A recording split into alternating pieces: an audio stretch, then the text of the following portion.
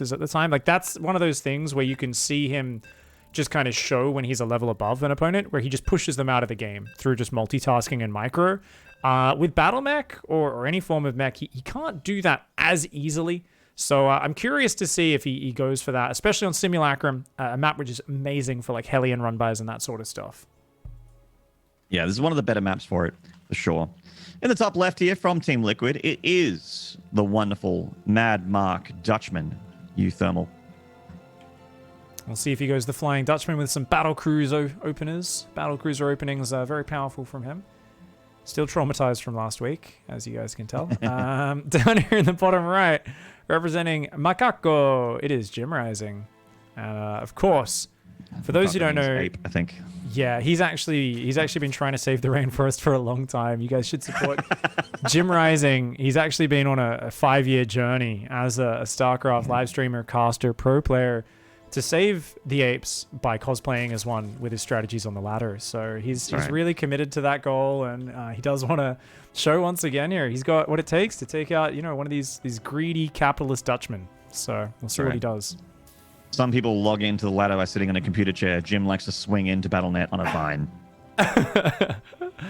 He does it well. He's it's actually a good workout. It's kind of like the circus stuff and all the different things. Actually, I mean, you would know about good kind of like what's the string? What's like the material that hangs from the ceiling? I know Callie does that shit. She's super silks. Ripped. The silks, like yeah.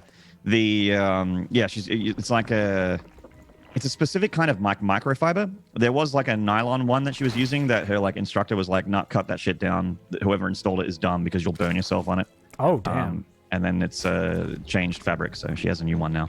That stuff is insane. It's such a good workout. It's all body weight stuff, but you are basically lifting your whole body weight up with your arms constantly, and then you're wrapping yourself up with the silks to have it take your weight for a bit, so you can like flip upside down and do all kinds of stuff. But it's really impressive actually. We've got it set up in the house at the moment. I love whenever I get to watch like anyone who does that sort of like circus performers as well. It's kind of the same sort of just insane strength.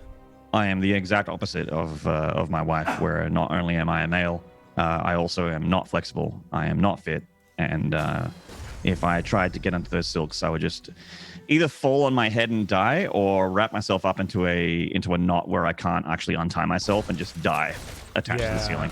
I'm confident I would give myself some sort of wrist injury or something, like trying to, like hurt my elbow or something. Yeah. I mean, I've actually got like a pretty bad shoulder injury at the moment, so pull-ups are actually not even possible. So I'm not even thinking about it. Every now and then, wife now will be like, "Oh, you should try it out. It's a really good exercise. It really stretches out your back as well." I'm like, nope, I will actually probably lose an arm, I think. I'm gonna go ahead and stay on the ground, if you don't mind. Quick third CC here from the Terran. Ooh. A very greedy opening here. Very risky to do against someone like Jim, I feel, but he's getting away with it. I really like the build. I love it. I mean, uThermal's already just dictating the pace with his Reaper. No attempt for a quick third from Jim at all. So I think Jim's saying, I'm sick of people blocking my third. I'm just going to go for Queen really quick and drone my natural as fast as possible. But I think a slight hiccup on the drones there with the 36 block. So, and he's going to go, it's going to be a 2-base muta build. Okay, cool. So, all right. Jim's saying, F playing uThermal on a razor's edge. Like, this guy is so fast and good. I'm not going to just play, I'll just, like, defend with, like, a couple queens and, like, be in place all the time. He's saying, look, I need some sort of tech to give me a bit more control and put the pressure back on my opponent, rather than just going into, like, a very even, planned out mechanics versus mechanics scenario. Let's change the game up. And I think 2-base muta is amazing for that, because it forces the Terran to just sit at home through a lot more periods of the game. I think the sad thing here is that this is not against Banshees or something like BCs that it excels against. It's against a quick third CC. And if uThermal can realize what's happening and then just get up his defense, if he doesn't take direct damage from the mutas, his economy will explode. And there will be just like this endless stream of bio coming out of 5 racks across that map. And Jim's going to be like, I better start taking my 4th base now. And then he's just going to get overwhelmed. Is this muta? He's getting a Bailey Nest right now. And that leads me to believe that maybe it's some kind of weird Bane speed rush or something. No, there's a Spire. Okay, no, you're right. Because I was waiting to see what he was doing with his gas. I was surprised to see him spend any of it on a Bailey Nest. It's kind of like a slower meter rush, right? Like, because he's focusing Okay. on, okay, still got to get the third down at a decent time. It's a little delayed, but not crazily so. The drone count's still good. So it's more of like a macro 2-base meter. This isn't like a, I'm not even making any Banelands. We're going Pro straight up. 2-base meter. Yeah. It's like 2.5 base meter.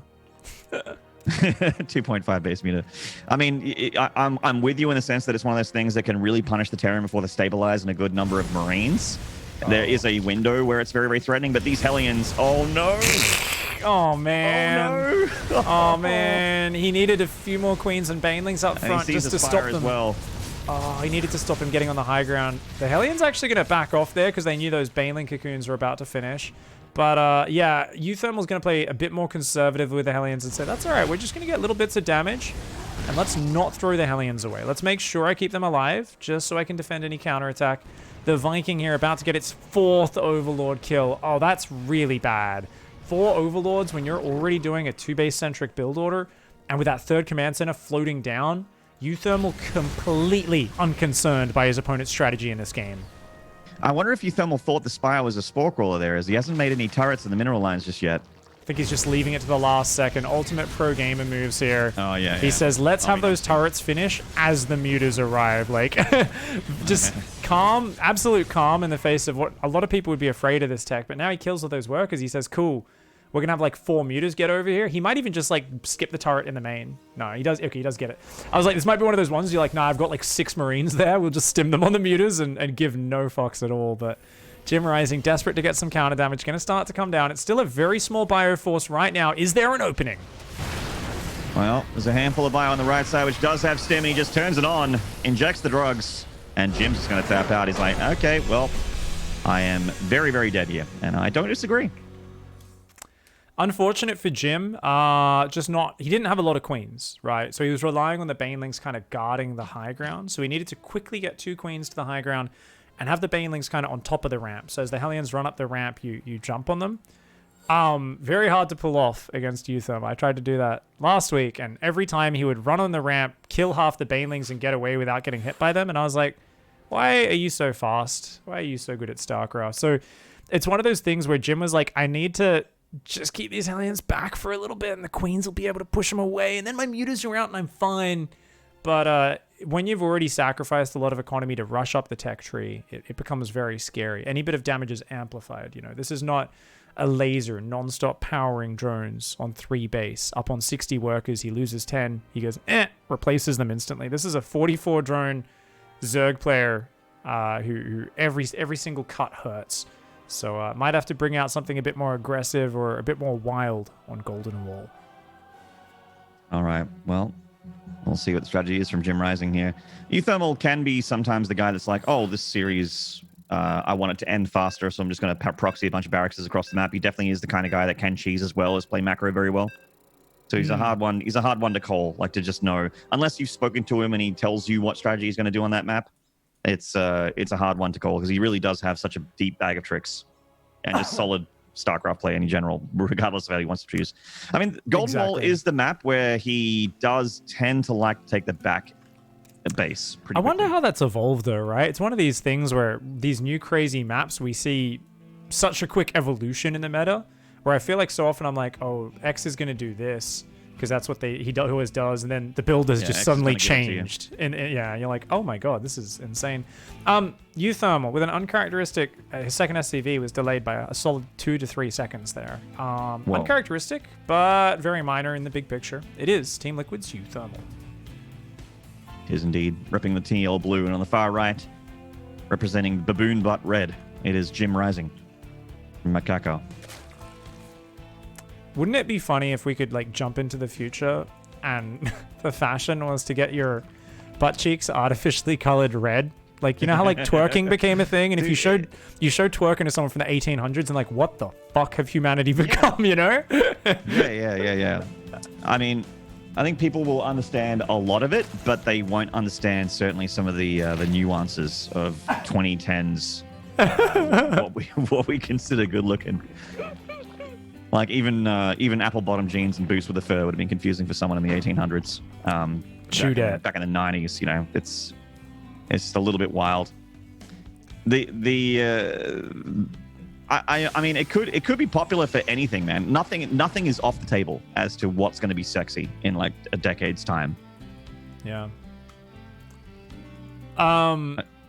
Things change, things move from time to time. It's always interesting. I always like to do that thing because we get so used to everything that we're in and we consider it normal, but it definitely changes a lot. And even within StarCraft, you go back 6 months and often the meta is so much more drastically different than you realize, right? Like people always up and, hey, I'm just back to the game. What's changed in the meta? And I'm always like, I mean, you could say not that much because it still is StarCraft. But on the other hand, everything's probably changed in terms of how people play. But I'm not even consciously aware of what those changes are, right? Like, there's so much that's changed on this minute level. They were like, oh, can you just tell me, like, how do we play this matchup now? And you're like, oh, does anyone really know? Like, consciously? I don't know. Like, you'd need to go and look at a VOD from 6 months or 2 years ago and compare it. And you'd notice a lot of differences if you took the time to look through it. But that's StarCraft, an infinitely complex game, always changing. Yeah, so many pieces of the puzzle. It's something that people will have a tendency to do is focus on one particular thing. They're like, oh, this unit is the reason why I lost. But they're, like you mentioned, there's just so many pieces to a StarCraft game, like hundreds, if not thousands, of minute details. And are like, oh no, you probably lost because of a combination of these things. You know, not because a disruptor hit your army. I mean, obviously it's the big thing to concentrate on, but the Reaper goes down. Gets gunned down by those queens, and uThermal is getting out that third quickly again. Is he going to mine out the back rocks? Doesn't look like it's just yet. Yeah, I like the third being hidden. Now, he can always just wait a bit longer and then do it, but I would not be surprised to just see him take the gold and go push, you know? Push. It's going to push before the mutas get out. Too scary. So Jim's going for the exact same build order as far as I can tell. 3 queens. The 4th one was delayed. He was supply blocked again. So yeah, I could be a little critical of how quickly he drones up the natural, but since he dealt with the Reaper quicker this time, didn't have to do as many spore tricks, he is in a better scenario. Now, a Roach Warren goes down along with a 2nd and 3rd gas. So this can open into Nydus Worm, a 4th gas goes down. You can still go mutas, but just have a few roaches for like defense. This really opens up the tech options here, as well as a strong both offensive and defensive option with the Roach Warren. I love the options there. Economically, you're still poopy as the Zerg, and that is amplified. That's the technical term. It's actually poopy. That's it. It's the technical term. If you look at Abatha's handbook of solid Zerg fundamentals, if you don't have a 3rd base at 4 minutes 15, you have a poopy economy. It's a technical classification, right? Yeah. With the fast 3rd CC, that gets amplified. There's already a 3rd CC. It just dropped its first mule, and you haven't started your 3rd hatch. I'm telling you, the marine explosion off these opens when they go untouched is so scary. It's 2 base Nydus. No. Oh, Passion Host. Yeah. Passion Host, Nydus Worm. He starts Carapace now, and it's like, oh, you're going Ultras. You're going, is this the Cats build? Is this the Cats 2-base Chitinous Plating build from 2016? Oh my god, no. Yeah, so Nydus Swarmhost is pretty good versus mech. I've beaten Terrans with Nydus Swarmhost against Bio, and I mean, if there's a map for it, this is it, right? The problem is, like I said, the moment a couple medevacs with Stim get out, you're in trubs. The Banshee shows up and takes a lot of damage there from that Queen and the Spore Crawler. A little bit late on that Banshee Oh, control. get in the door. The Hellions. Oh, God. All right, Roach Wall in. That's the sort of fight where you almost expect uThermal to just sit there and take it on the chin. Banshee comes in from the back door. No Queen in the main. Oh, no. Oh, man, these top Terrans with their Banshees. Oh, Queen does pop out. She says, leave. And the Banshee actually doesn't have cloak, so it gets gunned down. uThermal starts up a bunker in the natural as he sees the... I mean, the Nydus Worm is actually part of the wall-in for the Zerg. So that is a big showing there from Jimrising. And uThermal thinks this is like a Nydus rally on his front doorstep. He's like, oh, the main's pretty safe here, so I think the Nydus is just going to be used to rally units at the front of my natural. But it is, in fact, going to be Passion Hosts from the back door. Okay, so I think there's 3 big targets here. Obviously, the workers, the tank in the main is good, but if you can get the reactors, I think that's actually the biggest thing. Starport reactor, the other reactors, even the tech lab, all the add-ons are so vulnerable. And if those go down, it's going to be awesome for Jimrising. So he's coming into the main. It's going to be just 6 Swarmhosts to start. So 12 baby Locusts coming forward. The tank defends the front. What do the Locusts choose to target? They go for the add-ons. As I said, the tank on sieges, which is actually a little unfortunate there, and lovely target fire. Jim knows it. He's got to cut down uThermal's production. He's actually going to target the factory. A fascinating decision there. Wants to get rid of that tank production. Yeah, I guess he fears the tank more than anything else here in this particular matchup in the main base. He could set up a roach transition, right? It's just like I'm gonna all in with roaches off 10 swarm hosts. So if I get rid of the tank production, like Roach Ravager could probably beat Bio with good bios, but here we see the drops move out, the third base trying to get established in the midst of this, in the face of it. Look at that. Look at that. The Locusts land on the tank. He gets a tank, but that's more than enough for uThermal. He says, you know what? Take a tank. Those Locusts are stuck, bitch. They ain't in my main base. Yeah, they certainly are. And he loses that tank. He actually loses a medevac as well, some units inside of it, but he does have enough to hold on the front line. Also has that bunker reinforcements actually from that third base location. Ooh. And keep in mind that while Jim is doing this, like, it looks really frustrating. Like, oh, he's doing so much damage with these Swarmhosts. The Zerg is on 2 bases, guys. Yeah. This is incredibly all-in from Jimrising. And the Hellions are still taxing him, right? In this top side. It's like he'd love to have... He's got the third just starting now in the back door, but the Hellions, the fact uThermal's kept them alive while dealing with this drastically out there, weird, crazy situation is insane. Lots of Swarmhosts. That's 15 Swarmhosts. He might even just engage the Marines with this. He's going to go for it. He's going to go for it. The Marines are going to stem. They're going to try and fight it. Marine firepower is insane, though. Yeah, and they're 1-1 upgraded as well. So it's just very powerful Marines. They don't have combat shield, which is something that uThermal's missing. Should definitely get that. He hasn't remade the tech labs on the barracks at the moment. He's just concentrating on making Marines, Dude. which isn't a terrible call, but 10 hit points extra on all these Marines would be fantastic against these Locusts. Jim still doesn't know about the gold base. He just checked the third again. He's like, yeah, we're doing good. It's 2 base versus 2 base. This is so unfortunate. Only now does Jim find that gold. It's been mining for 2 minutes with no defense at all. uThermal really just pulling a sneaky move there. Oh no, the Swarmhost Maynarde! He's caught them! He kills the Nydus worm head, forces the Locust out of the Swarmhost, and the Swarmhost are stuck. Jim needs to make another Nydus worm head here to get everything safe again. Yeah. Otherwise, when the Locusts expire, the Marines are just going to go on a Swarmhost hunting parade. Oh, those Swarmhosts, I think they can get out of there if they run right now. The Roaches have made the third lift. He's got to keep him alive. 16 Swarmhosts are up. He's going to pop those back out and start hitting the natural with it. So really good moves. He's still got creep spread here. I think uThermal says, F this. He's going to send a triple drop across the map. Now, that's incredibly scary because Jim didn't notice it. Or if he did, he's choosing to go all in. He's got nothing at home. He's got a handful of Roaches. They cannot deal with that Marine count. And the Roach is rolling on in, just diving on that tank because they have to do something here. The Marines show up, though, from the main base. They're going to clear these Roaches, no problem. Third base for uThermal is up in the sky, and here comes the drop. Jim does have some Roaches. Yeah. Is it enough to handle all these medevacs when he There's no combat. No combat shields might be what he needs. Locusts are being thrown into the natural at the same time. They haven't landed just yet. The Queen's going down, and this is what I was talking about, that critical mass of Marines. Now they're in the mineral line of an already bad economy. Remember, poopy economy is about to become a shitty economy. Locusts launch on the front. uThermal pulls SCVs into it. He's going to take big damage. Saves submarines in the main base at the same time. Loses 26 SCVs on that natural. Big damage. They're both getting low in the economy. If these Marines, though, they can dance around. They just took out all but one of the Queens. And that's a big problem because now the medevacs have free reign. There's nothing threatening those medevacs from just dropping, picking up, dropping. It's like Jimrising is going to go for another Nydus Swarmhost wave here towards the natural of the Terran. The Swarmhosts regenerate those Locusts. Out they go. Let's see how much you can get done in the natural now. 2-2 is about to finish for the Terran, and there's that combat shield finally for uThermal. The Locusts are going to dive on in, but the Marines are there, ready for him. He actually denies +2 attack. That's nice. Huge. That's actually, yeah, really nice. Denying the +2 attack. And that combat shield, like you said, it's now on the way. Up to 7 or... I think it's 1, 2, 3, 4, 5, 6, 7, 8 barracks, but only 1 reactor for uThermal. So he can only build 9 Marines at a time.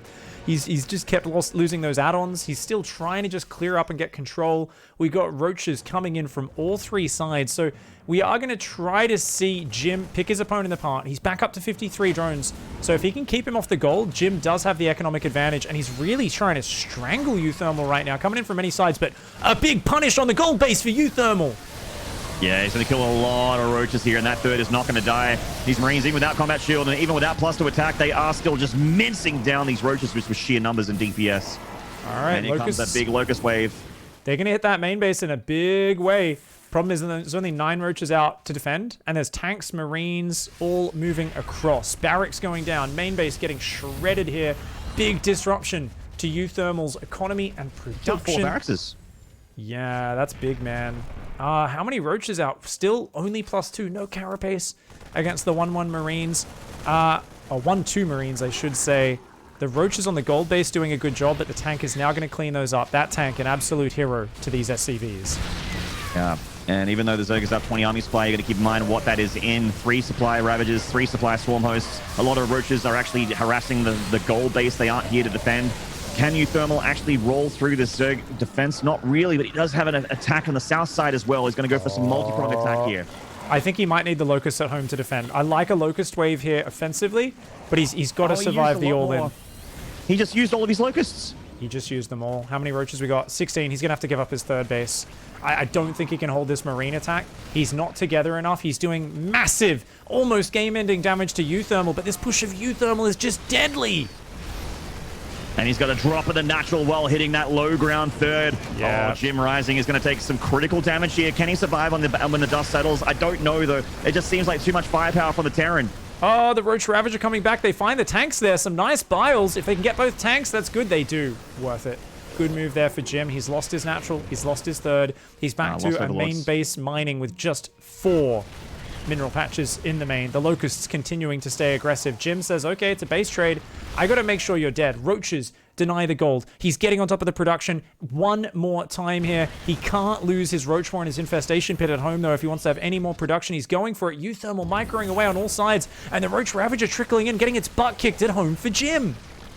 Yeah, I think this is, unfortunately, checkmate for the Terran. The Zerg is losing a little bit too much and not doing enough to the Terran as a counter. So Thermi is going to take the 2-0 victory. Jim put up a hell of a fight, and that was definitely an entertaining strategy there on Golden Wall. But as we kind of predicted, a 2-0 there for uThermal. The sickest strategy. Perfect strategy from Jim. Honestly, that was incredibly well played. I think that he was so close to taking that game. So massive respect to Jimrising. And I mean, honestly, cheeky butthole versus bio, that is not something you see almost beat uThermal every day. That's insane.